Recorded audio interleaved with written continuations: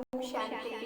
24 अप्रैल 2021 के महावाक्य है, मीठे बच्चे, अभी तुम ऐसी दुनिया के मालिक बनते हो जहाँ कोई हद नहीं। योग बल से सारे विश्व की राजाई लेना, यह भी वंडरफुल है। आज का प्रश्न है, ड्रामा के किस बंधन में बाप भी बंधा हुआ है? उत्तर है, बाबा कहते मुझे तुम बच्चों के सम्मुख आना ही है। मैं इस बंधन में बांधा हुआ हूँ। जब तक मैं न आऊं तब तक मूझा हुआ सूत सुलझ नहीं सकता। बाकी मैं तुम्हारे पर कोई कृपा व आशीर्वाद करने नहीं आता हूँ। मैं कोई मरे हुए को जिंदा नहीं करता। मैं तो आता हूँ तुम्हें पतित से पावन बनाने। गीत है, तुम्हें पाके हमने जहान पा लिया। ओम शांति। गीत के अक्षर सुन करके तुम बच्चों के रोमांच खड़े हो जाने चाहिए, क्योंकि सम्मुख बैठे हो। सारी दुनिया में कितने भी विद्वान पंडित आचार्य हैं, कोई भी मनुष्य मात्र को यह पता नहीं कि बेहद का बाप हर 5000 वर्ष के बाद आते हैं। बच्चे ही जानते हैं, कोई भी कहते हैं मैं जैसा हूँ वैसा हूँ, तुम्हारा हूँ। बाप भी कहते जैसे हो वैसे हो, मेरे बच्चे हो। तुम भी जानते हो वह सब आत्माओं का बाप है। सब पुकारते हैं, बाप समझाते हैं। देखो रावण का कितना परछाया है। एक भी समझ नहीं सकते कि जिसको हम परम पिता परमात्मा कहते, फिर पिता कहने से खुशी क्यों नहीं होती? यह भूल गए हैं। वह बाबा ही हमें वर्षा देते हैं। बाप खुद ही समझाते, यह कितनी सहज बात कोई समझ नहीं सकती। बाप समझाते हैं, यह तो वही है जिसको सारी दुनिया पुकारती है। ओ खुदा, हे राम, ऐसे पुकारते पुकारते प्राण छोड़ देते हैं। यहाँ वह बाप तुमको पढ़ाते हैं। तुम्हारी बुद्धि अब बाहर चली गई है। बाबा आया हुआ है कल्प पहले मौखिक, कल्प कल्प बाबा आकर पतित से पावन बनाए, दुर्गति से सदगति में ले जाते हैं। गाते भी है ना, सर्व का पतित पावन बाप। अभी तुम बच्चे उनके सम्मुख बैठे हो। तुम हो मोस्ट बिलवेड स्वीट चिल्ड्रंस। भारतवासियों की ही बात है, बाप भी भारत में ही जन्म लेते हैं। बाप कहते हैं मैं भारत में जन्म लेता हूँ तो जरूर वही प्यारे लगेंगे। याद भी सब उनको करते हैं जो जिस धर्म के हैं, वह अपने धर्म स्थापक को याद करते हैं। भारतवासी ही नहीं जानते कि हम आदि सनातन धर्म के थे। बाबा समझाते हैं, भारत ही प्राचीन देश है तो कह देते हैं, कौन कहते हैं कि भारत ही सिर्फ था। अनेकानेक बातें सुनते हैं, कोई क्या कहेंगे, कोई क्या, कोई कहते हैं, कौन कहता है कि गीता शिव परमात्मा ने ही गाई है। कृष्ण भी तो परमात्मा था ना, उसने गाई है। परमात्मा सर्वव्यापी है, उनका ही सारा खेल है। भगवान के यह सब रूप है। भगवान ही अनेक रूप धर लीला करते हैं। भगवान जो चाहे सो कर सकते हैं। अभी तो बच्चे जानते हो माया भी कितनी प्रबल है। आज कहते हैं बाबा हम वर्षा जरूर लेंगे, नर से नारायण बनेंगे, कल होंगे नहीं। तुम जानते भी हो कितने चले गए हैं, फारकती दे दी है। मम्मा को मोटर में घुमाते करते थे, आज है नहीं। ऐसे अच्छे अच्छे भी माया के संग में आकर ऐसा गिरते हैं जो एकदम नीचे पड़ जाते हैं। जिन्होंने कल्प पहले समझा होगा वही समझेंगे। आजकल दुनिया में क्या लगा हुआ है, और तुम बच्चे अपने को देखो क्या बनते हो। गीत सुना ना, कहते हैं हम ऐसा वर्षा लेते हैं जो हम सारे विश्व के मालिक बन जाते हैं। वहाँ कोई हद की बात ही नहीं, यहाँ हदें लगी हुई है। कहते हैं हमारे आसमान में तुम्हारा एरोप्लेन आएगा तो शूट कर देंगे। वहाँ तो कोई हद की बात है ही नहीं। यह भी गीत गाते हैं परंतु अर्थ थोड़ी ही समझते हैं। तुम तो जानते हो बरोबर बाबा से फिर से हम विश्व के मालिक बन रहे हैं। अनेक बार यह 84 का चक्र लगाया है, थोड़ा समय करके दुख पाया है, सुख तो बहुत है, परंतु बाबा कहते हैं तुम बच्चों को अपार सुख देता हूँ, अब माया से हारो मत। बाप के बच्चे ढेर हैं, सब तो एक जैसे सपूत हो नहीं सकते। कोई को 5-7 बच्चे होते हैं, उनमें भी 1-2 कपूत होते हैं तो माथा ही खराब कर देते हैं, लाखों करोड़ों रुपया उड़ा देते हैं। बाप एकदम धर्मात्मा, बच्चे बिल्कुल चट खाते हैं। बाबा ने ऐसे बहुत मिसाल देखे हैं। तुम बच्चे जानते हो सारी दुनिया इस बेहद की बात के बच्चे हैं। बाप कहते हैं मेरा बर्थ प्लेस यह भारत है। हर एक को अपनी धरती का कदर रहता है। दूसरी कोई जगह शरीर छोड़ते हैं तो फिर उनको अपने गांव में ले आते हैं। बाप भी भारत में ही आते हैं। तुम भारतवासियों को फिर से बेहद के बाप से बचा। तुम बच्चे कहेंगे हम फिर से देवता विश्व के मालिक बनते हैं। हम मालिक थे, अब तो क्या हाल हो गया है, कहाँ से कहाँ आकर पड़े हैं। 84 जन्म भोगते भोगते यह हाल आकर हुआ है। जावा को तो समझना ही है। इसको कहा जाता है हार और जीत का खेल। भारत का ही यह खेल है, इसमें तुम्हारा पार्ट है। तुम ब्राह्मणों का सबसे ऊंच पार्ट इस ड्रामा में। तुम सारे विश्व के मालिक बनते हो, बहुत सुख भोगते हो। तुम्हारे जितना सुख और कोई भोग नहीं सकते। नाम ही है स्वर्ग, यह तो है नर्क। यहाँ के सुख का विष्टा समान है। आज लखपति हैं, दूसरे जन्म में क्या बनेंगे कुछ पता थोड़ी ही है। यह है ही पाप आत्माओं की दुनिया। सत्युग है पुण्य आत्माओं की दुनिया।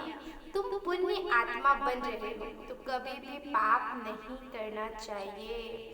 हमेशा बाबा से सीधा चलना चाहिए। बाप कहते हैं मेरे साथ धर्मराज सदैव है ही। द्वापर से लेकर सतयुग त्रेता में मेरे साथ धर्मराज नहीं रहता है।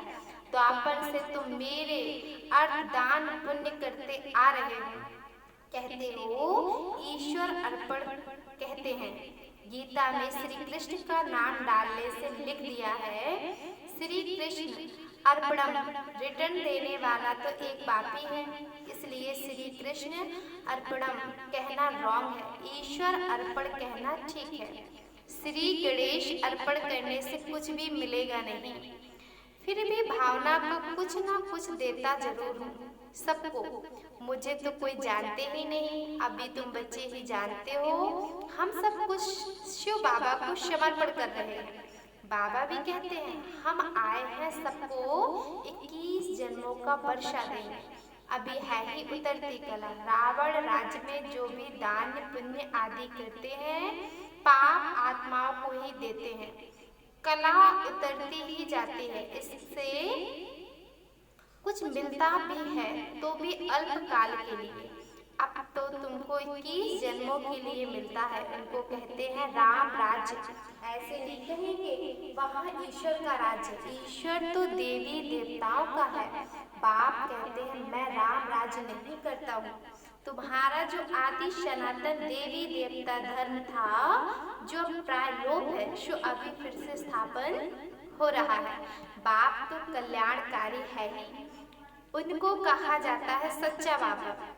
तुमको सच नॉलेज दे रहे हैं अपनी और रचना के आदि मध्य अंत की। बाबा तुमको बेहद की हिस्ट्री ज्योग्राफी सुनाते हैं। कितनी जबरदस्त कमाई है, तुम चक्रवर्ती राजा बनते हो। उन्होंने फिर वह हिंसा का चक्र दे दिया है। अशुल यह है ज्ञान का चक्र, परंतु यह ज्ञान तो प्रायलोप हो जाता है।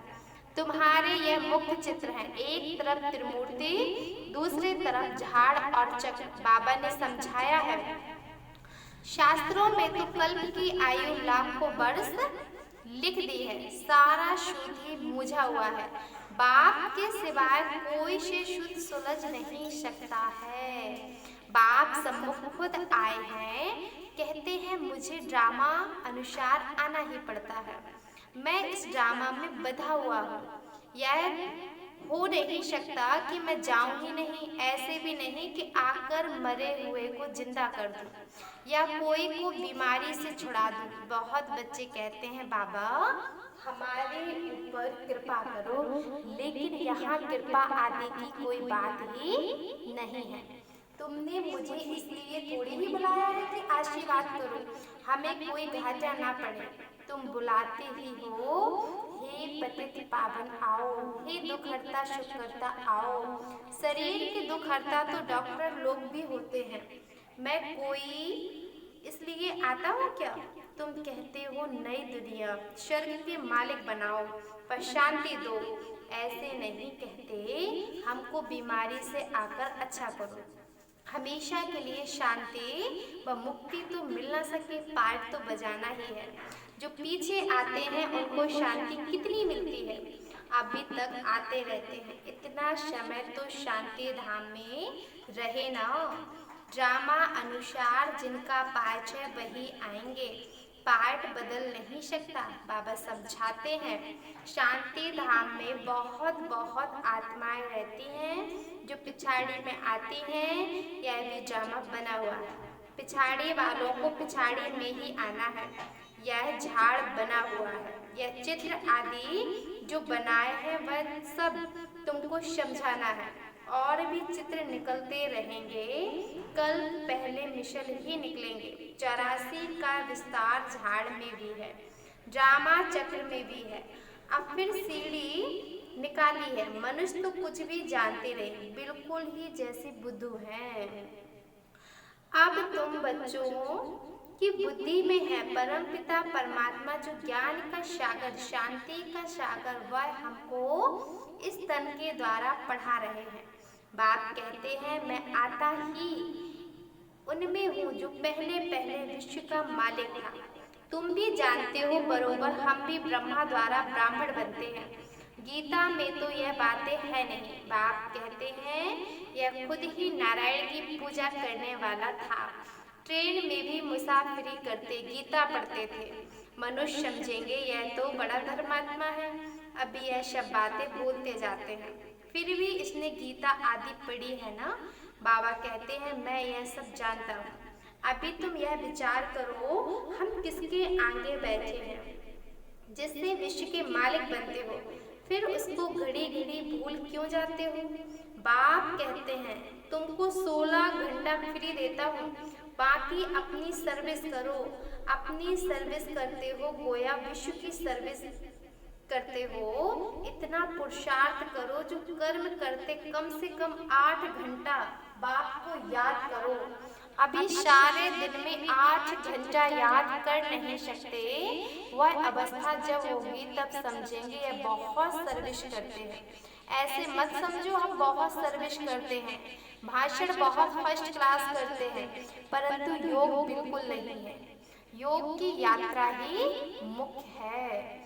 बाप कहते हैं सिर पर जो विक्रमों का बोझ बहुत है, इसलिए सवेरे उठकर बाप को याद करो। 2 से 5 तक फर्स्ट क्लास वायुमंडल है।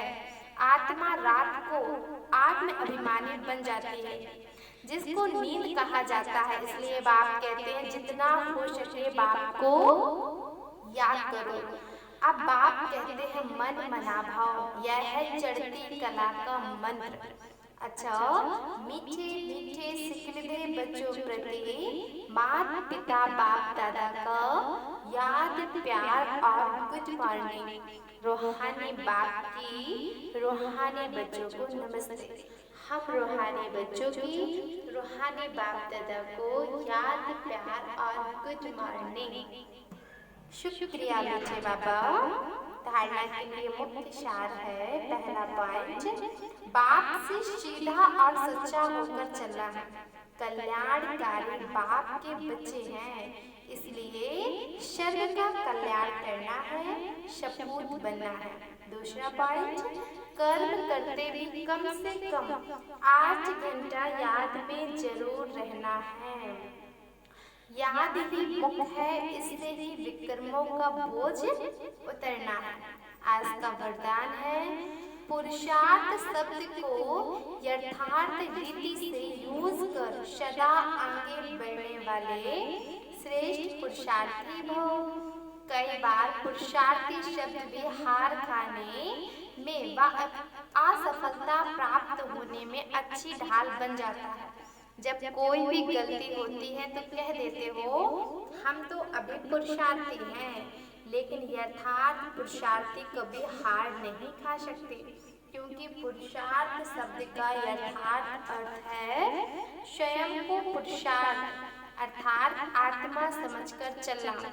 ऐसे आत्मिक स्थिति में रहने वाले पुरुषार्थी तो सदैव मंजिल के सामने रखते हुए चलते हैं।